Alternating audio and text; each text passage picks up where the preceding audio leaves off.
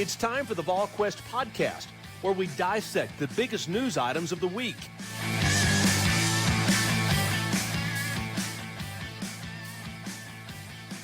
Good Tuesday, everyone. Welcome to the Volquest.com podcast presented by our good friends at Smoky Mountain Organics, East Tennessee's most trusted health and wellness store, focusing on natural products and organic remedies to a variety of ailments. That's Smoky Mountain Organics. They've got those 4 locations to serve you, 3 in Sevier County, and of course their location in Knoxville on Kingston Pike. Off the West Hills exit there, just down from West Town Mall, right across from Trader Joe's. And of course, you can always shop them online at SmokyMountainOrganics.com. That is Smoky Mountain Organics. With Rob Lewis and Austin Price, I'm Brent Hubbs. Glad to have you along on this Tuesday. There's plenty to get to in this podcast, a laundry list of things to discuss. The NFL draft is over. We'll hit on that a little bit. There's plenty of talk about NIL out there. We might touch on that just a bit. We'll talk a little bit about the hoops roster. Tennessee's got the number 1 ranked team in baseball still after the Volunteers take the series over Auburn. We'll talk about that, and we'll start with a little Tennessee football recruiting news.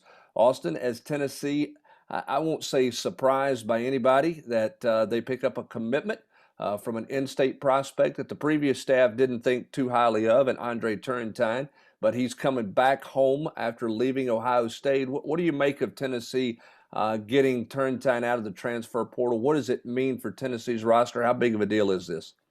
Well, I think it's definitely it's big because it's depth. It's depth on the back end of the defense.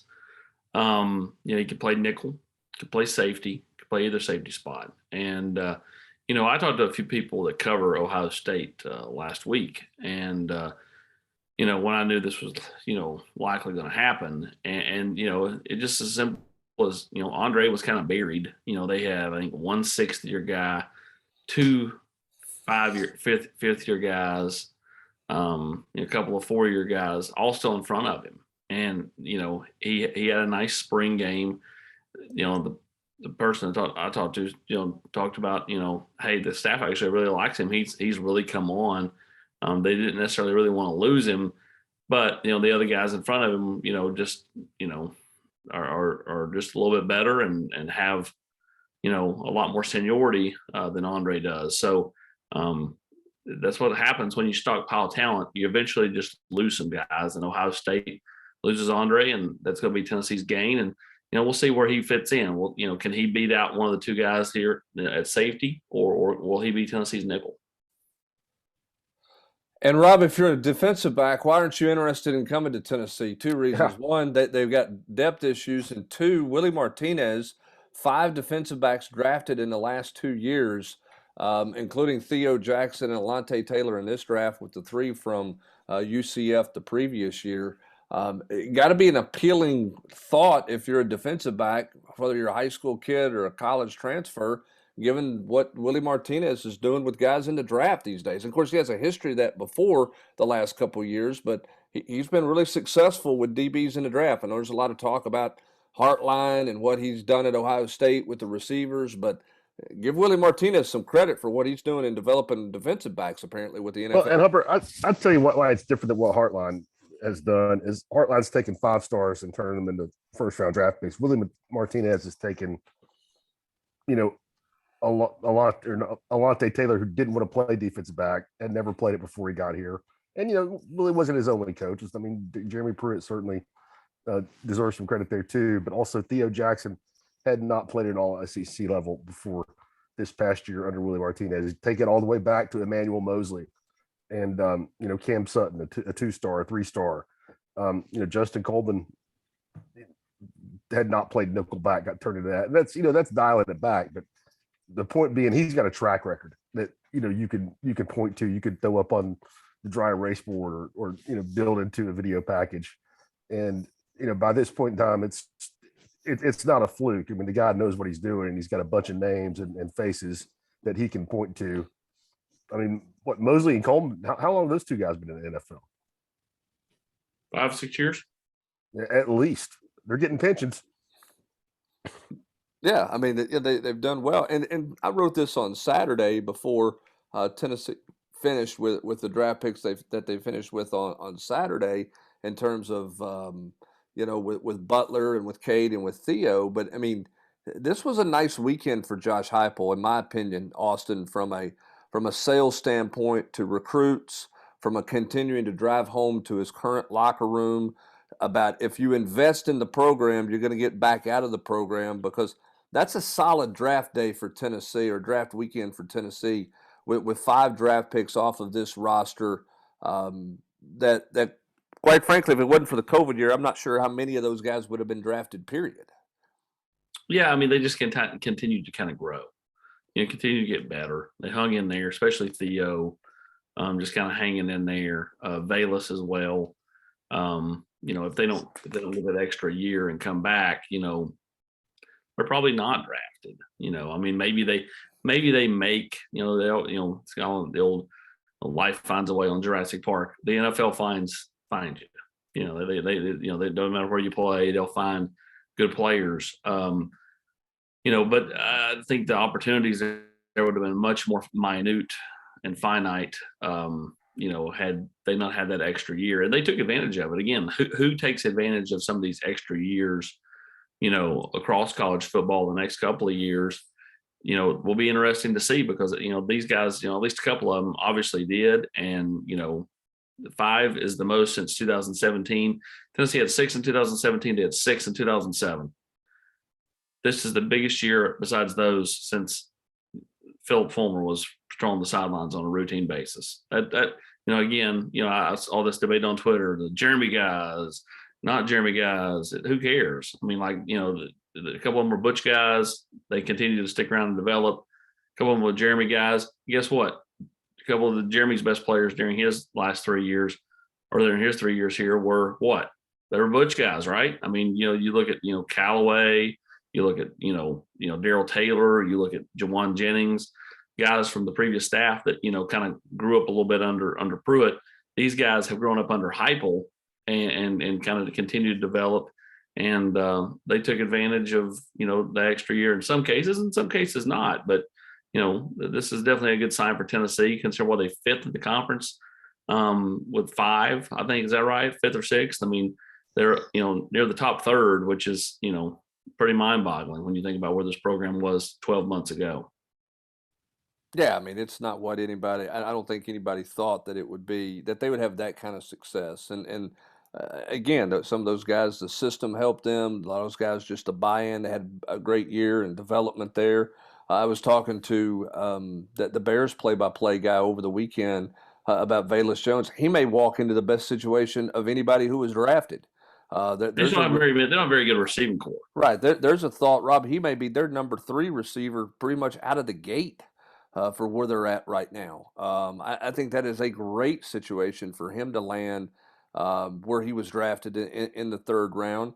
Obviously, the Saints like Alante, and we know that Matthew Butler, what he can do. But out of all those guys in terms of opportunities, Valus Jones may have the most immediate opportunity of any of them because of the situation that he was put in with the team that drafted him. I just think, Rob, that it's a big win for Josh Heupel in year 1 to get some notoriety on draft weekend. I think that's just a huge help in recruiting and a huge help to some guys returning on this roster who you're trying to get a better buy-in out of. The Jalen Hyatts of the world, right? And some of those DBs and some other guys on this roster, it has to resonate in the locker room with guys as well. Yeah, I mean, I can't do anything but pile on, and I'm with you on Valus because I mean, he not only does he roll into a thin wide receiving room in Chicago, but he rolls into a place where they are trying to do whatever they can to, nurture a young quarterback with a lot of talent to get to them. I just being a part of that offense, I think you're going to be, you're the focal point. It's all about Justin Fields. So if you're a wide receiver there, they're going to make sure that you or do what they can to make sure you have the tools to be a successful offense. But yeah, I mean, AP rattled off the numbers about how long it's been since they've had this many draft picks. And yeah, I mean, it's if you're Heupel, you can't say I recruited and I developed these guys, but you can say I put them. These were not guys that I recruited, and I put them in a system. I put them in a position to be successful, to get noticed by the next level. And I think one interesting thing, it's not been overwhelming, but we've heard some people be critical, like defensive linemen aren't going to want to come and play here. Defensive players aren't going to want to come and play here. They play so fast. You're going to be in the field so much.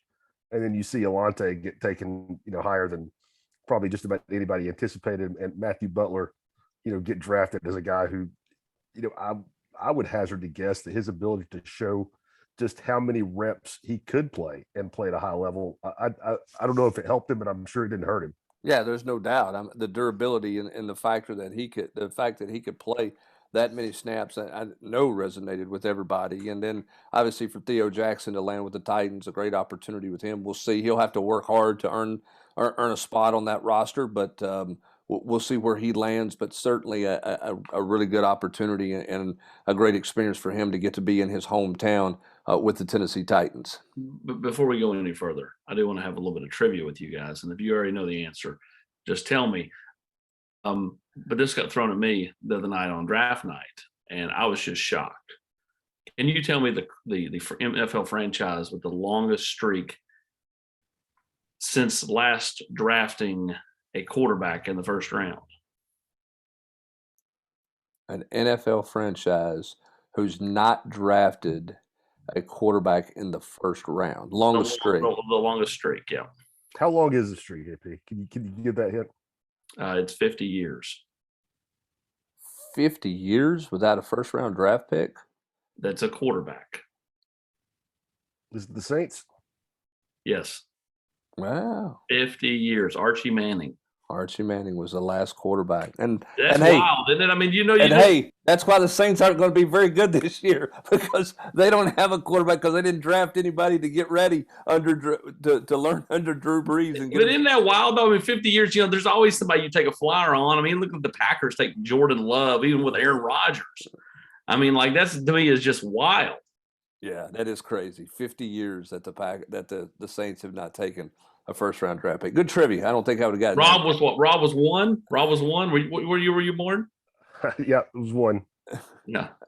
I was no, that's what gave 12. us that made me think. I mean, I wouldn't have known it off the top of my head, but that 50 years made me think of Archie Manning. Yeah. By the way, 17 receivers taken in the first 3 rounds of the NFL draft. Running backs, value's not what it once was. It's all about the receiver game and the spread attacks, playing in open space in the NFL. 17 wide receivers taken in the first 3 rounds of this year's NFL draft. Which is why if you're Tony Rojas, you'd much rather play linebacker than running back. Or if you're Cam Seldon, you'd rather play receiver than running back. Yeah, because the value is different. I mean, it's just with where the NFL game is right now. All right, speaking of those 2 names, you mentioned a couple of recruiting names. Let's jump back to recruiting a second. Anything else of note to keep an eye on? Anything on the horizon before, or Tennessee has their big weekend, the holiday weekend at the end of this month? Will there be official visitors before then, Austin, or do you think that will really kick the visit cycle off for Tennessee, both officially and unofficially, as you head into the summer months? Well, like Roderick Robinson, the San Diego tailback, although he's really not from San Diego, he's kind of a military kid that's bounced around some. I think he's coming in this weekend. Okay. Would expect news, on Brew McCoy, soon. And so I mean, I think the news will be much more a slow trickle in May than it was in a steady stream in the month of April. We'll be interested to see what like Brandon Strozier does. Does he do something towards the middle to latter part of the month? What about Cameron Seldon? That's someone else who potentially could do something later in the month, or does he push it back into June and take more visits? We'll see. But I mean, again, this month's bound to be a little slower than the month of April was. All right. On the transfer portal front, anything other than Brew McCoy in terms of? I mean, I know the deadline, the May 1 deadline is hit. It seems like it's trickling down to a real slow drip at best at this point in the transfer portal. Anything else you see potentially out there for Tennessee other than Brew McCoy? No. I'm saying I feel the same way. Not to say that there's not somebody something's going to pop up, but I think I see that I can see them adding like one more person, and I'm not throwing out. I mean, like I don't even know a name. I'm just saying like I'm sure there's somebody out there that Tennessee's going to double back to, but like any of the really good players, again, they already kind of know where they're going before they hit the portal or right as they hit the portal.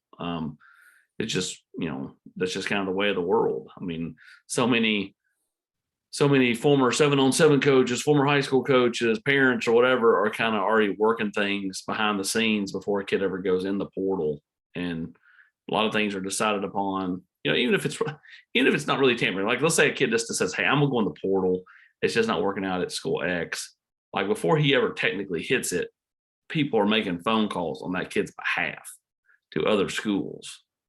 And so, like, even if schools are not like technically like really tampering, there's some kind of gray area there where like it just if either you're in it before the kid hits the portal, or most of the time the kids that don't have a plan, you probably don't want. Yeah, I mean, I think that nobody's going into the portal, Rob. I don't think just completely blind to what opportunities are going to present themselves. Maybe they're not. Maybe they don't know their top 3. Maybe they don't know their top 5. But they have an idea of who has interest in them before they ever hit the portal. Otherwise, some of those guys would never hit the portal. I mean, I just think that's the way of the world. Yeah, I mean, I think it's all pretty calculated. Like AP said, they've got resources that they're using, whether it's a former high school coach, a 7-on-7 coach, or former teammates that they played with that are now at different schools. I don't think you see kids have a bad practice or not get to play at a game and decide, "Hey, I'm out of here." I mean, there might be some people thinking that, but I don't think that guys are going to the portal because of that. I mean, I think it's pretty, as AP alluded, I think there's some discussion going on before that decision is made and the paperwork is filled out. All right, speaking of trying to fill out a roster, that's what Rick Barnes is trying to do with this basketball team, Rob. That they had Tyrese Hunter in over the weekend, recruiting a couple of high school kids, and Julian Phillips, and they've offered the kid that Zakai knows, Toby Awaka, I guess is how you pronounce that. We see Frankie Collins, the Michigan backup point guard, go into the portal. Tennessee has been mentioned with him by Kristen Peak of Yahoo and Rivals, and some other people out there as well. Isaiah Mosley from Missouri State is a highly productive 6'5" wing that went in the portal Monday afternoon right before we taped this. I mean, Tennessee, I don't know that Tennessee's involved with Mosley, but Tennessee seems to be involved with or trying to be involved with some stuff here. What do you make of what this roster what kind of shape do you think it can, not names, but what kind of shape do you think it can take in terms of 1st of June and being here maybe for the start of summer school? What's realistic? I mean, I would think Collins would be realistic time-wise, but that's just in the infancy. I mean, Tyrese Hunter is obviously, I think, the biggest name out there. You had a chance to talk to him this weekend. I'm not saying that Tennessee's not going to get him. I don't love the fact they got the second visit. Excuse me. He saw Purdue already. And then he's still got Kansas to come, Texas to come. Again, Tennessee may end up with that one. I don't love the timing of that visit. I think adding a point guard is kind of a priority. I mean, you've seen Santiago play there before. You've seen Josiah play there before, and they can handle that in a pinch. But I think after you watch this last season, just about everybody would agree that those guys are better when you can play them off the ball and not saddle them with being your primary ball handler, facilitator on offense. I think they'd love to have somebody go with Zakai, but I also think Zakai's presence here probably makes Tennessee less attractive than some other places. I mean, he's a dude that proved himself time and again, and just kept earning more opportunities. But I think they'd love to add a point guard. I think they need to add a point guard, and I certainly think adding some quality size would be a priority as well. Looking at the transfer portal, not sure that's out there. We've been saying for a few weeks now we wouldn't be surprised to see an international guy that nobody's ever heard of before pop up on the radar sometime this summer. The Julian Phillips thing seems a little. I mean, it seems like it's Tennessee Auburn, but it just doesn't seem like. It just seems like that one's kind of festering in the water a little bit, Rob. It doesn't. I don't know. Maybe something goes down with him tomorrow with the school, but it doesn't feel like that's the case right now. It just feels like that one's just kind of hanging around out there. I mean, I said from day one, I thought if it went quick, if it was good for Tennessee, and if his decision lingered, it probably wasn't a positive. And again, I'm with you, Hubbard. He could announce for Tennessee tomorrow, but picking Tennessee would have been easy based off everything. He'd been here on a visit. He had a long-standing relationship with Justin Gainey.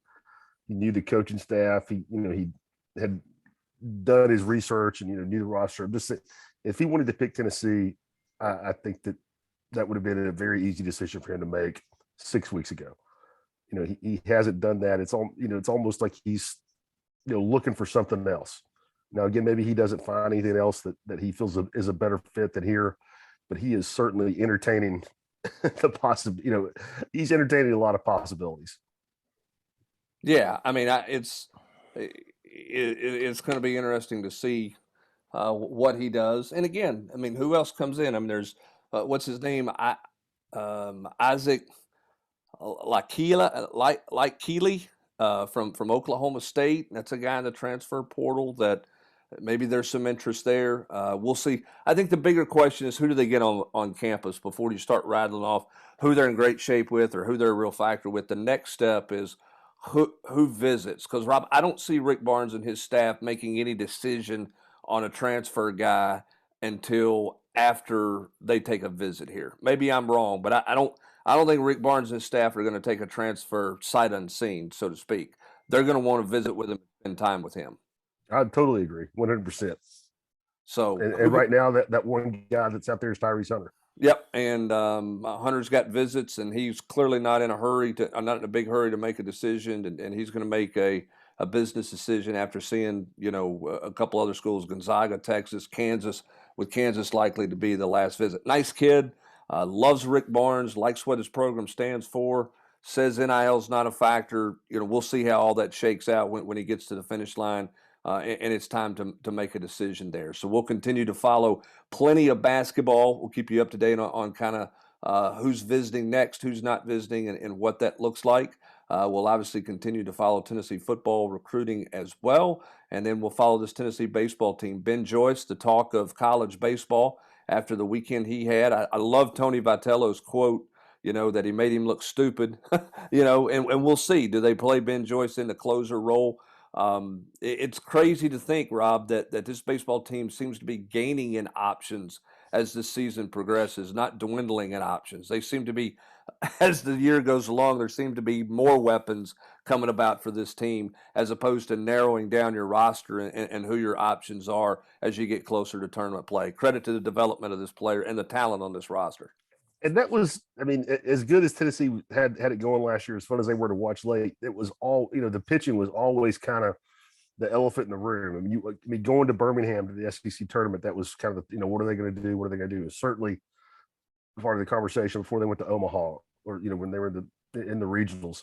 And this year, I mean, it seems like a strength. I mean, it seems like Tennessee is set up to do what teams did to them last year, which is to, feast on that in-between day, that one game, that one bridge game when you were trying to, just cobble something together. I mean, Tennessee's going to be coming at teams from a position of strength in those situations this year.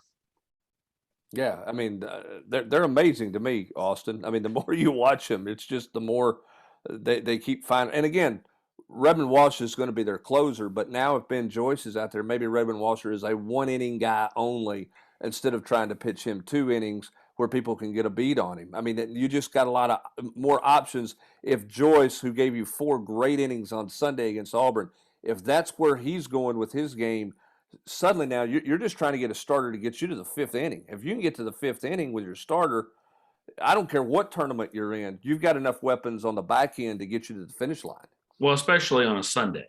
Yesterday there was no game 4. There was no game 5. That was it. So, once Joyce hadn't pitched the first 2 nights, it was, Katie barred the door, he came in, and, Tony would have been foolish to take him out, and give the ball to Redmond Walsh. Walsh should just give up the big home run the night before, and blew the save and what would have been, a game 2 win.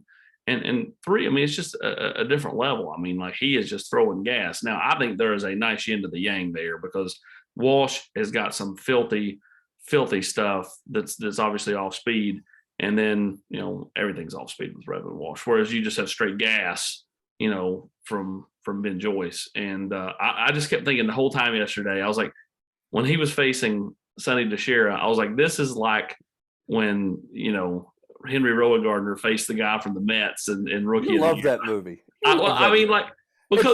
Look, it's much more like Ricky Vaughn throwing out of the bullpen, throwing straight gas at the end, power on power.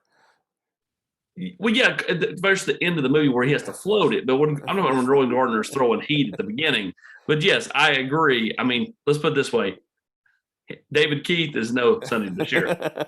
And he was not touching it with the way Ben Joyce was throwing it yesterday. Terrific close in a game that Tennessee obviously needed to win the series. Now the Volunteers jump into the Thursday, Friday, Saturday routine here before they head into the SEC tournament in Hoover. So we'll see how Tony Vitello elects to manage his starting rotation. How does he adjust that with the fact that they're going to play 3 straight weekend series, Thursday, Friday, Saturday for the first time this season instead of the traditional Friday, Saturday, Sunday. So we'll look at that. Ben will have all that covered for you. We'll have plenty of football, basketball covered for you as well. That's going to do it for this edition of the Smoky Mountain Organics Volquest.com podcast. For Austin Price and Rob Lewis, I'm Brent Hubbs. Thanks for joining us. Have a great rest of your Tuesday, everybody.